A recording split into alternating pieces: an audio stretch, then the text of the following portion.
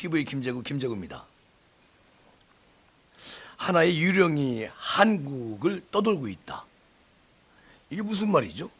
조국이라는 유령이 한동안 잠잠했던 그런 그가 희고록을 손에 들고 요란하게 기환을 했습니다. 책의 겉장에는 이런 글귀가 적혀 있어요. 불씨는 아직 꺼지지 않았습니다. 과연 불씨는 살아있었다. 그 불씨가 목화 지지자들 사이에 큰 불길로 번질 조짐이 보이고 있다라고 말하는 진중권 동양대학교 전 교수님. 그러니까 좀비가 들어왔다는 거예요. 가족의 피에 펜을 찍어서 내려가는 심정이었다. 제가 몇 번 말씀을 드렸었는데 법을 어겨 처벌을 받는 게 예수의 보혈이라도 되는 모양이죠. 그리고 조국 그가 어디 무고한 희생양 행세를 할 처지이던가 라고 말하는 진중권 교수. 정경심 교수는 기소된 게 15개의 혐의 중에 11개가 유죄로 인정돼 가지고 중형을 선고받았잖아요. 자, 그 혐의들 하나하나가 결코 가볍지가 않은 죄죠. 참고로 시험 문제를 유출한 숙명여고 그 교감은 징역 3년을 받았어요. 어마어마한 받았지, 양을. 그리고 그의 쌍둥이 딸도 당시에 미성년자였음에도 불구하고 기소가 됐죠. 그리고 징역 1년 6월에 집행유예 3년을 받았습니다. 그런데 정경심 교수는 약한 거죠. 11개 범죄가 있는데도. 자, 반면에 말씀을 드립니다. 문서 위조 이것을 행사하고 방송에 나가서 허위 인터뷰까지 한 조미는 성인인데도 기소되지 않았습니다. 외려 특혜를 받은 셈이죠. 그러면 이것이 가족이 피를 흘리게 한 것은 실은 누굽니까? 조국 본인이에요. 그러니까 자기와 제 가족이 한 일을 몰랐을 리가 분명히 없을 터.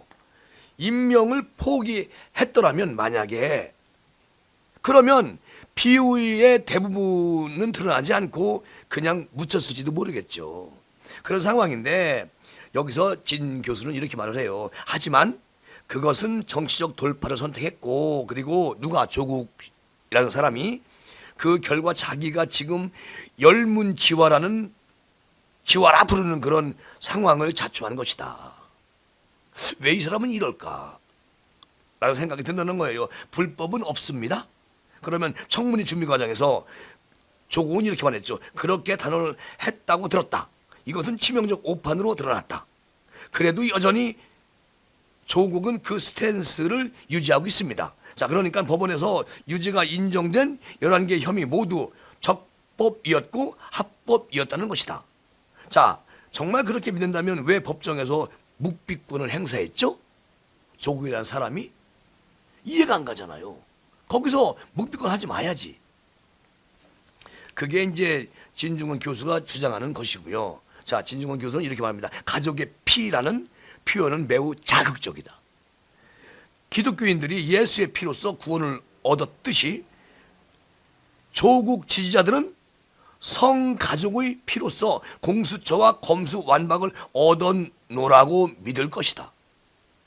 그러니까 인쇄도 되기 전에 책이 벌써 4만 부나 팔렸다는 것입니다. 흘러간 줄 알았던 조국의 시간이 호련히 다시 돌아온 격이죠. 자, 책의 내용은 희고록이라고 부르기에는 참 민망한 수준이라고 말합니다.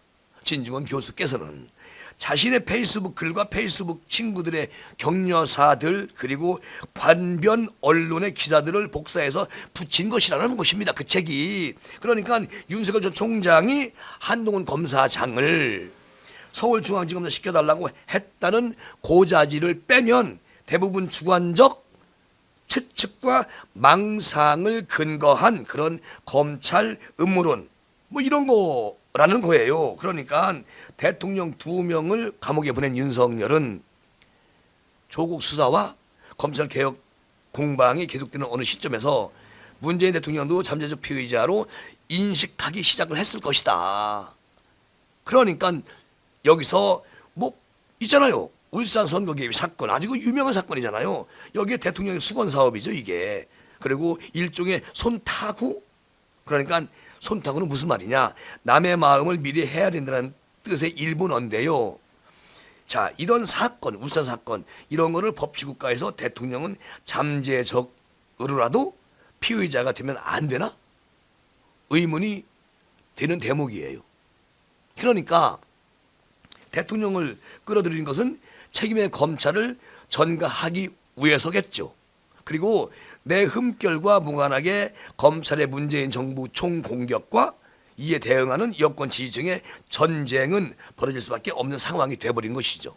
조국이가 윤석열이 대통령까지 염두에 두고 수사를 진행한 것이다라고 그렇게 말을 합니다.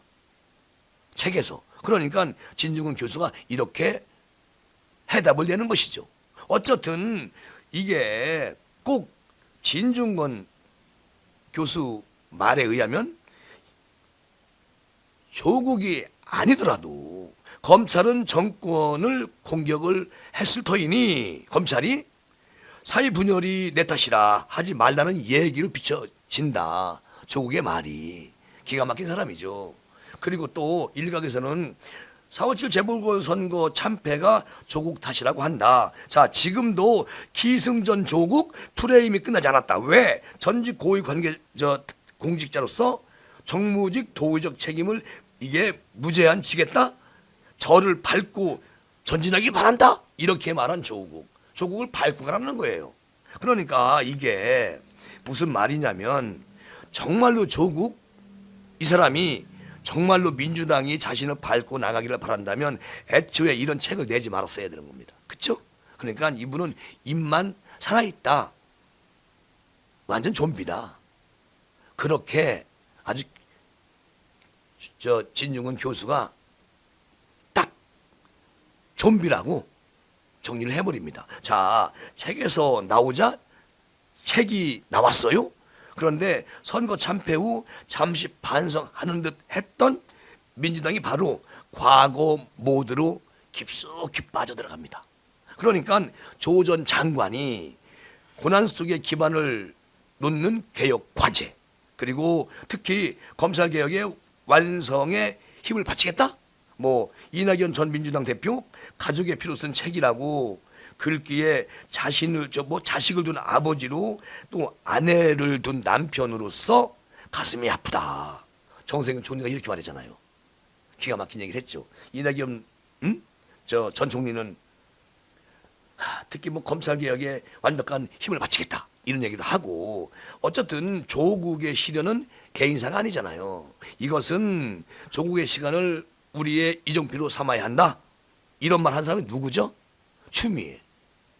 아주 하나같이 다 이렇게 말을 합니다. 그리고 이 모두는 대선의 후보 경선을 앞두고 이른바 대깨문의 표를 얻기 위해서 아주 발광을 하는 거다. 발광. 그래서 이런 발언들이 나오는 것이죠.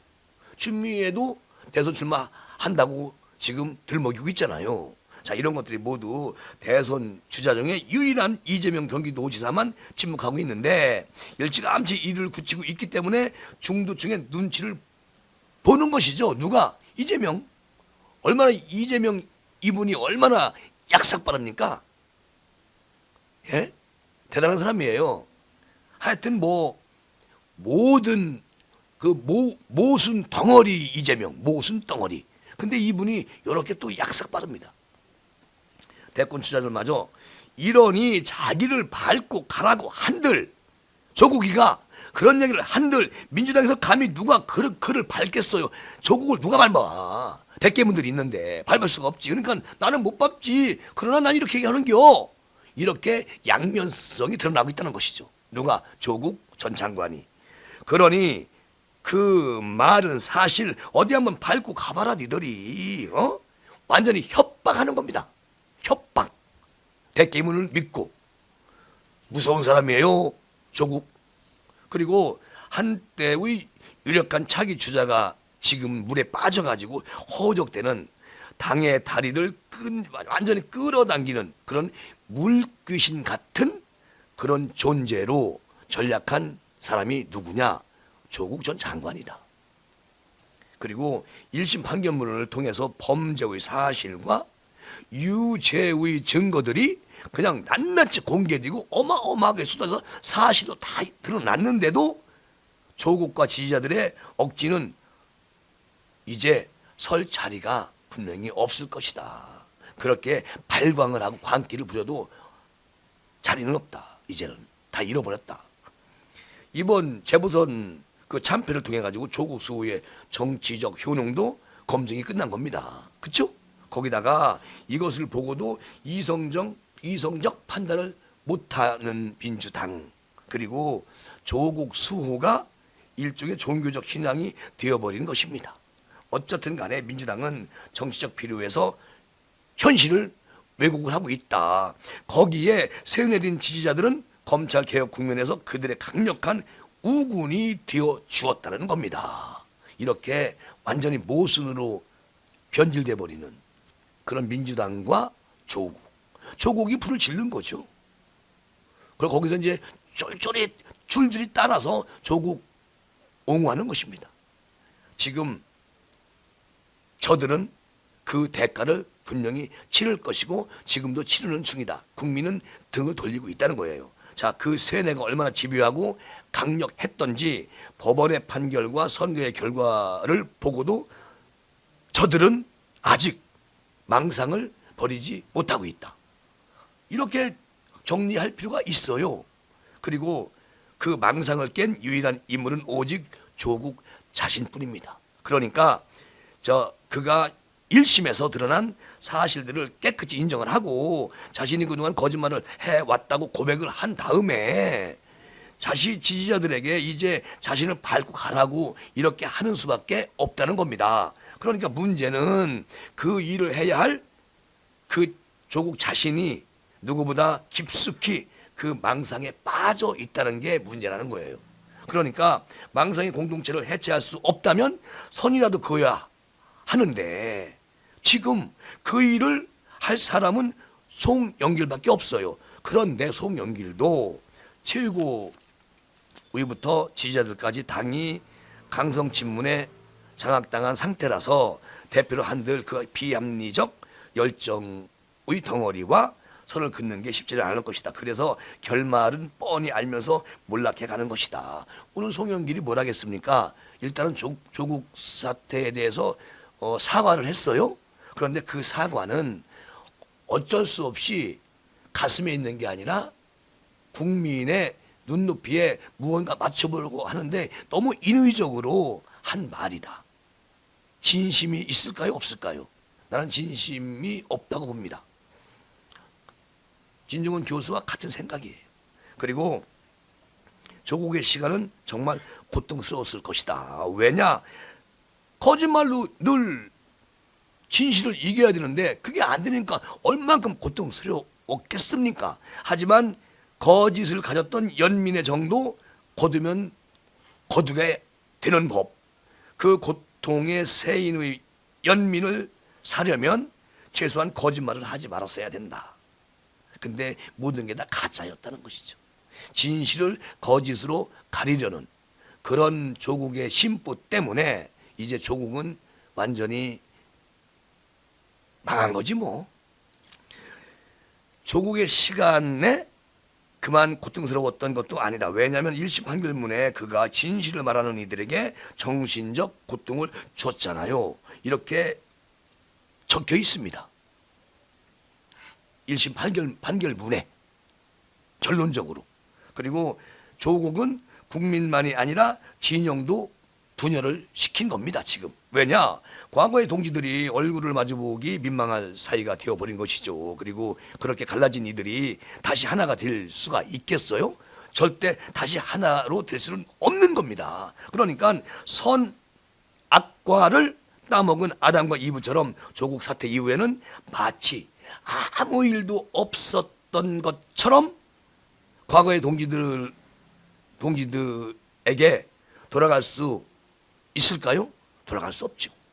그런 관계가 되어버린 것입니다. 그러니까 조국은 진보적 가치에 대한 신뢰가 완전히 땅에 떨어지고 무너진 거예요. 자, 그 어떤 진보적 계획도 이제는 신뢰도 받지 못하게 된 거 아니겠습니까? 자, 결론이 뭡니까? 평등이라는 말은 아예 입에 담기조차 어려워진 거죠. 그리고 두려운 것은 뭡니까? 그 틈에 불어닥치는 반동과 광풍이에요. 광풍. 그러니까 무한 경쟁의 찬양, 여성주의 공격, 그리고 이주민 혐오 등 저주는 이미 시작되었습니다. 근데 가만히 또 시사를 하다 보니까 진중권 교수님께서 여기에 이준석의 그 가지고 있는 그 기본적인 생각까지도 여기다 포함이 된 것 같아요. 여성주의 공격. 어쨌든 진중권 교수가 이준석 비난하는 글을 쓰셨는데 중앙일보에서 그것을 안 받고 지금 제가 말씀드리는 이 진중권 교수님의 요 칼럼을 받아서 오늘 마지막으로 제가 이제 방송해드리는 건데, 학생운동, 노동운동 등 진보의 재생산 구조는 오래전에 끊겼다, 대한민국에. 그리고 시민단체와 진보 매체는 어용이 다 되어버린 거다. 지금 이 집권 세력한테 빌붙어 있는 것이다. 거기다가 진보적 지식인은 조국, 윤미향, 박원순 사태를 거치면서 제 존재의 바닥을 드러낸 것이라고 그렇게 비판을 합니다. 그리고 이것은 그들의 과거에 가졌던 사회적 발언의 힘을 현저히 떨어뜨리는 거예요. 거기다가 조국의 진보의 재앙이었다라고 말을 해요, 진중권 교수는. 그런데 이렇게 당과 진영과 나라를 초토화해 놓은 조국, 그 가족의 피를 말을 합니다. 가족의 피를 찍어서 나는 이렇게 책을 쓴다? 기가 막힌 말이죠. 어쨌든 자신이 초래한 사회적 폐해에 대한 공적 책임에 눈을 감아버리고 자신과 가족의 탐욕이 초래한 사적 피해를 내세우면서 공인으로 져야 할 책임을 자식을 둔 아버지, 아내를 둔 남편으로서 당한 아픔으로 완전히 덮어버리려고 하는 그런 이중잣대의 이분의 성격, 조국. 도저히 국민은 인정할 수가 없죠. 거기다가 제목이 조국의 시간? 이런 내용, 차라리 이 내용은 윤석열의 시간이다. 그렇잖아요. 그러니까 책이 온통 윤석열에 대한 원한으로 가득 차 있다는 겁니다. 내용이. 거기다가 그의 머릿속에는 인과관계가 완전히 뒤집혀 있다는 겁니다. 뇌세포가 거꾸로 누구나무서기 하고 있나 봐요. 그리고 윤석열이 어디 정치하려고 그를 수사했습니까? 절대 아니잖아요. 자, 그를 수사하다가 윤석열이가 조국을 수사하다가 정치로 내몰리는 겁니다. 내몰리는 거예요. 내몰렸지.